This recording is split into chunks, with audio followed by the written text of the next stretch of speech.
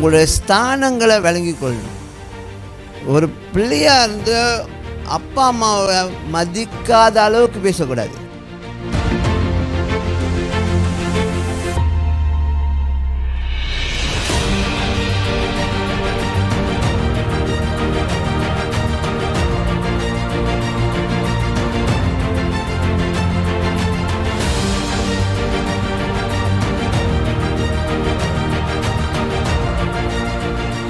Okay, it's not wrong to express your frustrations, உங்களுடைய கடுப்பு, இந்த திருப்தி இல்லாத காரியம், அதெல்லாம் வந்து நீங்கள் எக்ஸ்ப்ரெஸ் பண்ணுற, நீங்கள் தெரிவிக்கிறதோ, உங்கள் குடும்பத்தில் ஃபேமிலிலையோ இதெல்லாம் நீங்கள் பேசுகிறதுக்கோ இதெல்லாம் வந்து தவறு கிடையாது. ஆனாலும்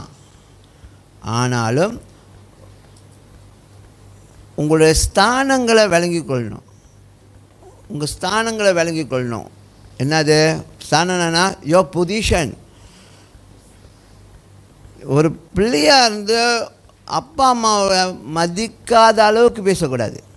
அந்த ஃப்ரஸ்ட்ரேஷனை தெரிவிக்கும்போது அவங்கள மதிக்காத அளவுக்கு பேசக்கூடாது. தெரிவிங்க, ஏன் அப்படி செஞ்சீங்க, ஏன் அப்படி வச்சிங்க, ஏன் ஜாமான் அங்கே வச்சுங்க எல்லாம், யோ அறிவு இல்லாத மாதிரி இருக்கீங்களா, அறிவே இல்லைடா உங்களுக்கு, அந்த மாதிரிலாம் பேசினா அவங்க வயசுக்கு மரியாதை கொடுக்கல, அவங்கள நீங்கள் கனப்படுத்தலை. புரியுதா? ஸோ இது வீட்டில் நடக்கும், வீட்டில் சகஜமாக நடக்கும். அம்மா வந்து ஒரு மாதிரி பேசுறது, அப்பா ஒரு மாதிரி பேசுறது, அங்கே ஐயா கடுப்பில் எப்போ பார்த்தாலும் கத்திக்கிட்டே இருப்பாங்க. அதெல்லாம் வயசானுங்க, அப்படிதான் வயசாகிட்டு இருக்குல்ல, அதுதான் அந்த மாதிரிலாம் பேசுறது வந்து தவறு. அவங்க கடுப்பாக துரோவில் அவங்க இந்த மாதிரி சத்தம் போடுறாங்க, அதெல்லாம் பிரச்சனை இல்லை. ஆனால் அவங்களுடைய பொசிஷனை, அவங்களுடைய செல்ஃப் எஸ்டீம் அப்படின்னா சுயமரியாதையை கெடுக்கக்கூடிய, பாதிக்கக்கூடிய அளவுக்கு பேசக்கூடாது.